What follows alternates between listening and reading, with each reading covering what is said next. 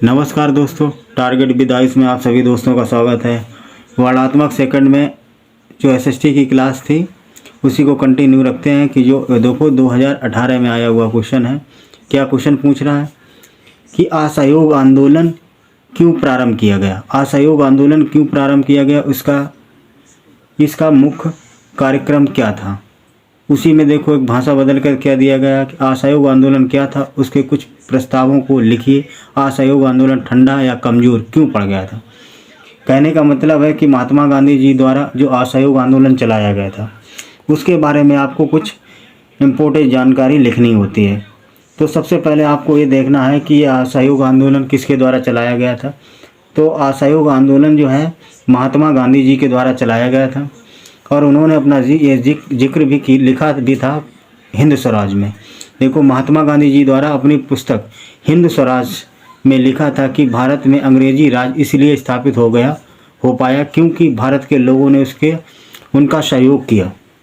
कहने का तात्पर्य है कि महात्मा गांधी जी की जो पुस्तक थी, ये भी याद रखना कि महात्मा गांधी जी की पुस्तक कौन थी, हिंद स्वराज।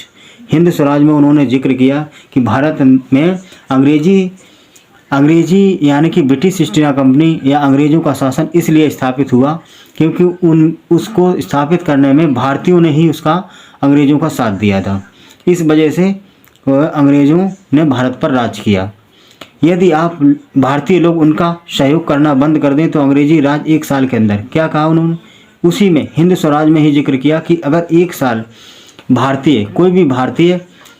कोई भी भारतीय अगर सभी भारतीय अंग्रेज़ों का साथ छोड़ दें, सहयोग करना छोड़ दें, तो अंग्रेजी राज 1 साल के अंदर ही चरमरा जाएगा और भारत कैसा हो जाएगा, स्वराज हो जाएगा। ये बात उन्होंने हिंद स्वराज पुस्तक में इनका जिक्र किया। उसी के साथ साथ में आगे देखो क्या होता है। असहयोग आंदोलन प्रारंभ कब होता है कि गांधी जी ने 1920 में अंग्रेजी हुकूमत के विरोध में असहयोग आंदोलन किया। असहयोग का मतलब ही होता है दोस्तों कि अंग्रेज़ों का या किसी भी तरीके से अंग्रेज़ों का सहयोग ना करना ही क्या कहलाता है, असहयोग कहलाता है।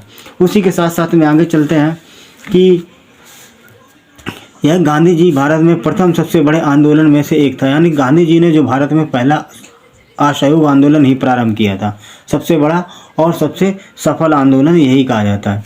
उसके बाद में असहयोग आंदोलन के कारण क्या रहे होंगे, ये महात्मा गांधी द्वारा क्यों चलाया गया, इसका क्या कारण रहा होगा। तो देखो पहला कारण क्या दिया गया है, रॉयल एक्ट, जलियांवाला बाग हत्याकांड जैसी घटनाएं महत्वपूर्ण घटनाओं का कारण बनी। यानी कि आपको बता दें कि जलियांवाला बाग हत्याकांड कब होता है, तो जलियांवाला बाग हत्याकांड 1919 में होता है। और ये एक कानून बनाया गया था जो बिना वकील बिना दलील वाला कानून था। इसे काला कानून के नाम से भी जाना जाता था। और ये शक के आधार पर किसी भी व्यक्ति को क्या कर दिया जाता था, उसे प्रताड़ित किया जाता, जेल में डाल दिया जाता था और कारण भी नहीं बताया जाता था। 2 साल तक उसको जेल में रखा जाता, तरह तरह की प्रताड़ना दी जाती थी, तरह तरह का उसे टॉर्चर किया जाता था।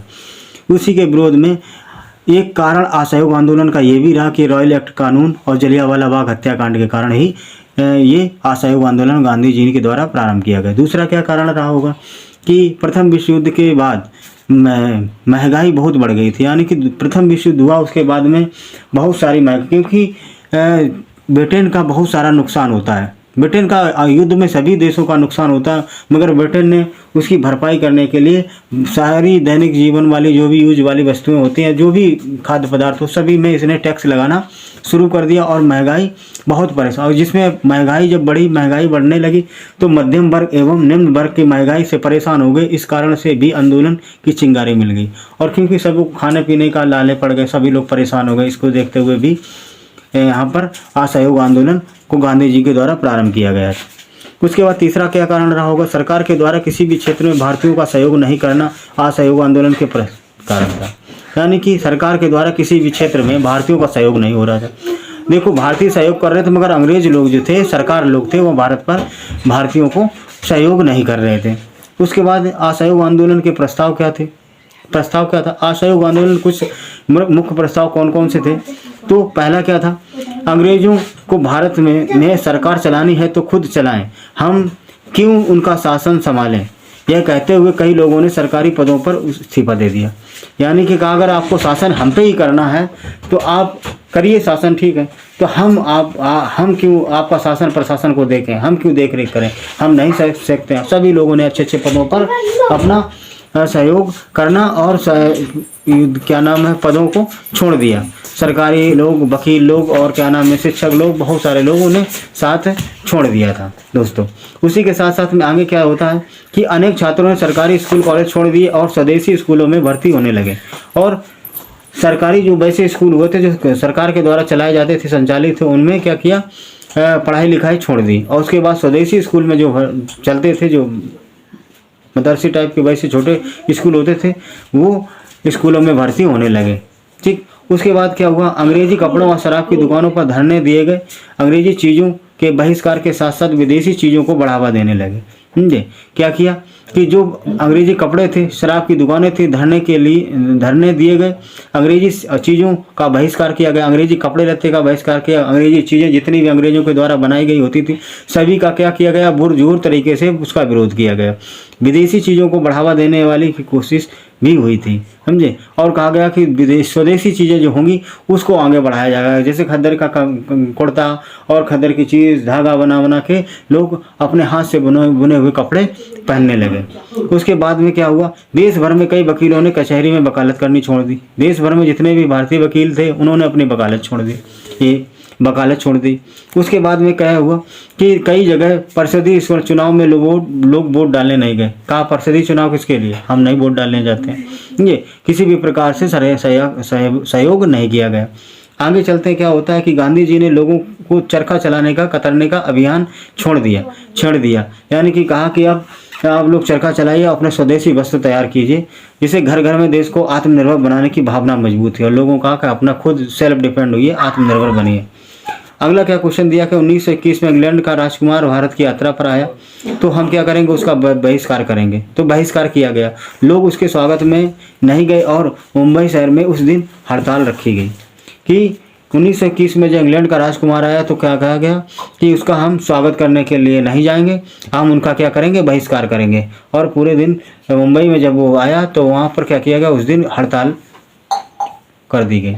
इसी के साथ साथ में अगला जो इसी में दिया गया है, क्या असहयोग आंदोलन ठंडा कमजोर पड़ने के कारण क्या रहे होंगे। तो कारण देखो कौन कौन से कारण रहे होंगे।